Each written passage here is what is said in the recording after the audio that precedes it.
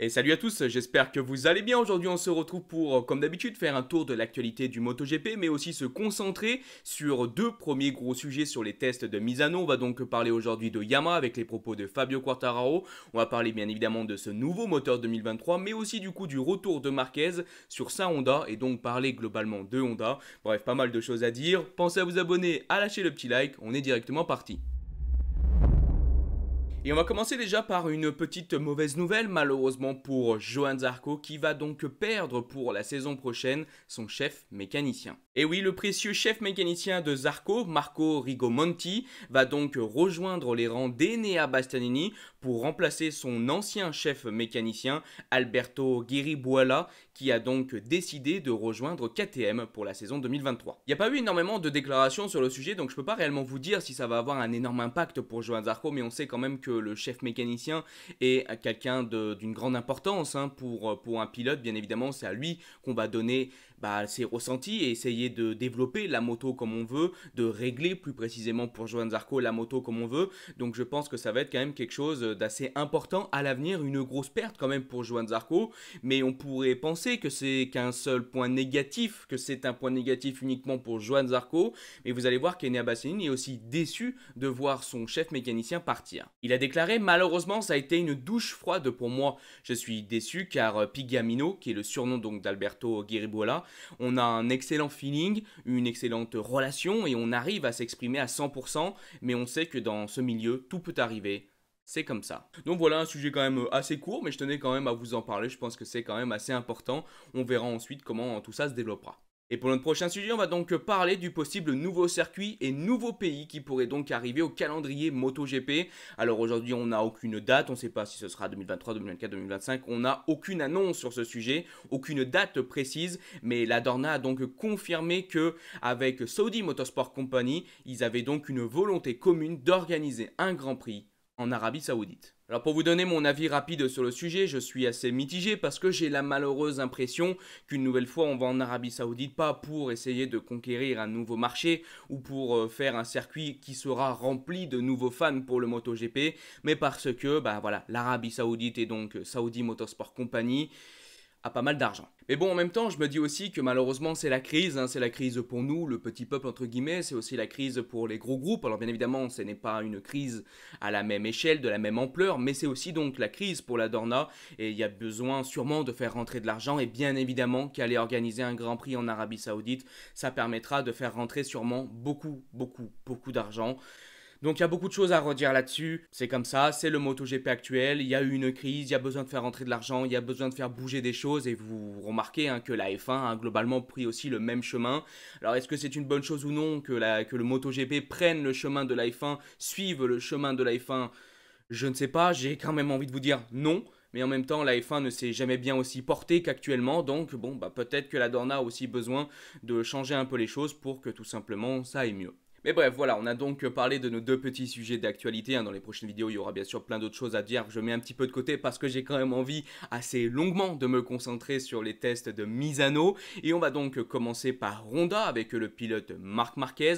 Et pour commencer, pour vous annoncer la couleur de ce retour de Marquez, je voulais vous lire les propos de Matt Oxley. Je pense que ça annonce clairement de belles choses. Il a donc dit, en parlant de Marquez, il est de retour en MotoGP aujourd'hui. Et il dit qu'il peut désormais assumer les positions sauvages, bon c'est une traduction un peu moyenne, sur la moto qu'il pouvait avant sa blessure en 2020.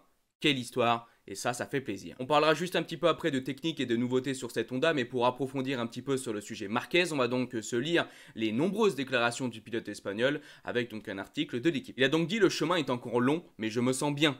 J'ai eu du mal à en profiter lors des premiers tours parce que ces motos vont très vite, mais c'est comme le ski, l'hiver, lors de la première descente, vous êtes un peu tendu et raide et puis vous vous relâchez. Le principal, c'est que mon corps et mon bras aient bien supporté ces tours. Je n'ai effectué que des relais courts parce que mes muscles ne sont pas encore prêts à encaisser la puissance de cette moto.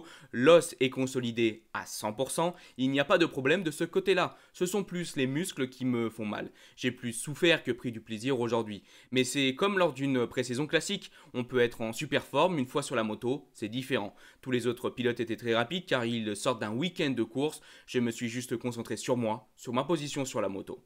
Ce n'était pas si mal, mais je vais essayer de franchir un cap supplémentaire demain, mercredi donc aujourd'hui pour nous. Si je peux faire plus de tours, je le ferai. On peut donc aussi se poser la question avec les bons ressentis de Marquez s'il va rouler en Aragon.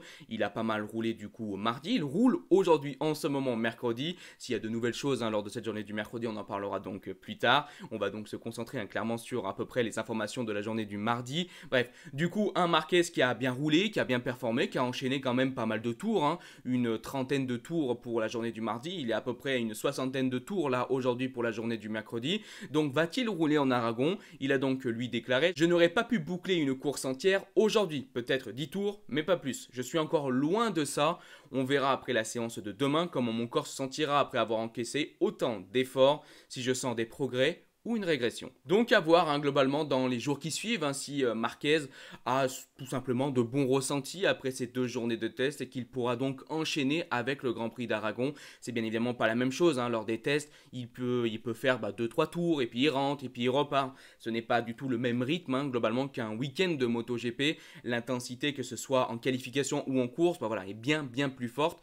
Donc à voir, mais en tout cas des bonnes déclarations de notre petit pilote espagnol, de notre grand pilote espagnol même, j'ai envie de dire, et clairement ça annonce de belles choses pour l'avenir de Marquez. Allez, maintenant on va parler un petit peu de technique. Alors bien évidemment je pense qu'on aura plus d'informations dans les jours qui suivent, donc je vous referai des vidéos pour parler un petit peu des nouveautés lors de ces tests de Misano, mais en tout cas on a déjà vu pas mal de choses. Et tout d'abord on a pu donc voir des capteurs d'accélération à 3 axes sur cette fameuse machine. Ça suit donc globalement les capteurs à 3 axes de Ducati, et pour ceux qui ne sauraient pas, du coup ces capteurs d'accélération ils permettent de mesurer les vibrations et donc les mouvements de la moto, et également du coup tu peux avoir une mesure qui se fait les uns par rapport aux autres. Ça permet donc une nouvelle fois d'avoir plus d'informations. Et l'une des très grosses nouveautés de cette Honda techniquement 2023, c'est le nouveau bras oscillant Made in Kalex. Et oui, Honda a donc sous-traité pour avoir un bras oscillant de Kalex. Kalex qui met donc un petit pas en MotoGP, allez on va faire ça comme ça. Bref, ça c'était quand même quelque chose d'assez étonnant sur cette nouvelle Honda, en tout cas sur ce qui a été apporté à Misano. Bref, Honda qui cherche donc de nombreuses nouveautés. Mais il y a aussi une autre nouveauté que j'ai trouvée assez intéressante, on en avait parlé il y a quelques temps, c'était pour Aprilia, bien évidemment une nouveauté qu'ils avaient apportée lors des tests de Barcelone, et ça avait été confirmé en Grand Prix lors du GP du Sachsenring, si je ne me trompe pas. Bref, c'était donc ce carénage qui ressortait un petit peu, en bas du carénage qui ressortait un petit peu sur le côté, et globalement Honda s'est fortement inspiré de cette nouveauté d'Aprilia, et a donc apporté cette modification sur son prototype 2023. Et voilà donc ce que Honda a pu apporter de majeur lors de cette première journée de test. Une nouvelle fois, s'il y a de nouvelles informations, je vous les donnerai. Bref, j'ai trouvé ça quand même assez intéressant d'avoir les propos de Marquez et bien évidemment de voir les quelques nouveautés pour l'instant de cette Honda. Et passons donc maintenant à Yamaha. Yamaha n'a pas testé énormément de choses, mais ils avaient surtout une nouveauté majeure. Je pense que c'était la nouveauté la plus attendue par Fabio Quartararo, par Yamaha, mais aussi par les fans. C'est bien sûr ce nouveau moteur pour cette Yamaha 2023. Et on va pas tergiverser, je vais donc vous afficher un tableau qui vous montre les meilleures vitesses de pointe ce mercredi, ce matin, quand Yamaha s'est un peu concentré du coup sur la vitesse.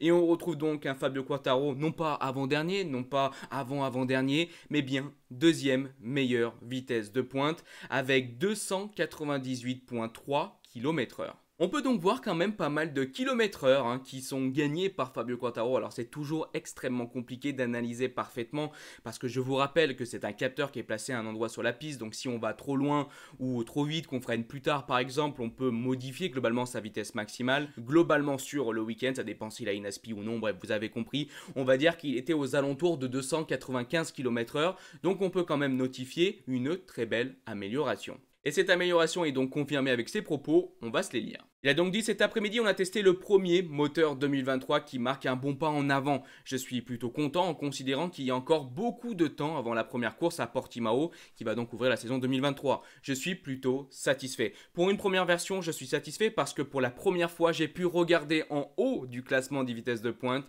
pas en bas. Je suis plutôt content quand ils font un bon travail, il faut le dire, et pas seulement quand les choses sont mauvaises. J'ai encore beaucoup de demandes, mais au moins je sais que la première étape est très bonne. On doit continuer à progresser, je sais que les autres vont aussi progresser, mais je pense qu'on est sur la bonne voie pour l'avenir. Pour parler donc un petit peu de technique, on a pu avoir donc ce moteur, mais aussi donc un nouveau châssis sur cette Yamaha 2023, un châssis qui a clairement plutôt plu à Fabio Quartararo vu qu'il a déclaré « Il faudra voir parce que j'ai été plutôt rapide avec l'ancien châssis, mais j'apprécie le nouveau. Il faudra prendre une décision à ce sujet. C'est sûr qu'on l'apportera en Aragon, mais je ne sais pas si on l'utilisera. C'est une interrogation. On a 3 jours pour nous décider, mais je pense que ce sera bien de l'apporter. » On a pu voir aussi du coup dans le stand de Yamaha énormément de motos, 3 machines normalement par pilote, c'était quand même assez impressionnant. On voit clairement que chez Yamaha on teste énormément de choses et c'est bien normal. Bref, voilà pour Yamaha. Il y a apparemment eu aussi un nouveau cadre aérodynamique d'après les propos de Franco Morbidelli.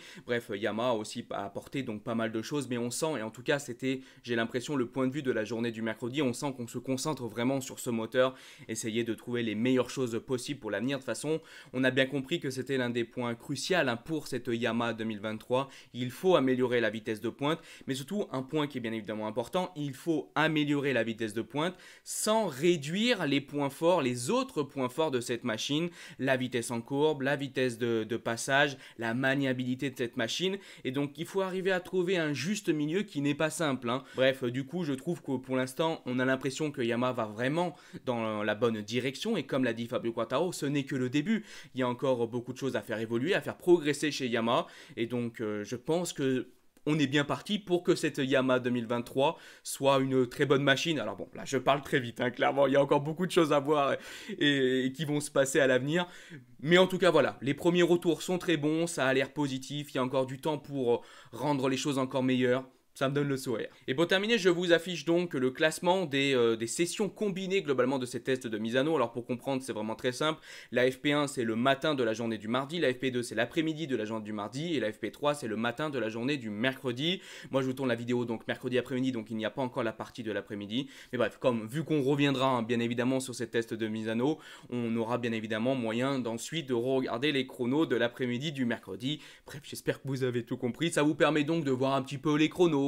Bon, une nouvelle fois, je vous rappelle, c'est des tests, donc il n'y a pas vraiment une volonté de réaliser les meilleurs chronos possibles, mais ça montre globalement un petit ensemble, et je pense que c'est quand même intéressant pour terminer cette première vidéo sur les tests de Misano. Bref, pour moi, on arrive donc à la fin de cette vidéo. J'espère qu'elle vous a plu, et si elle vous a plu, n'hésitez pas à liker, partager, commenter. Je dis bye bye les potes, ciao.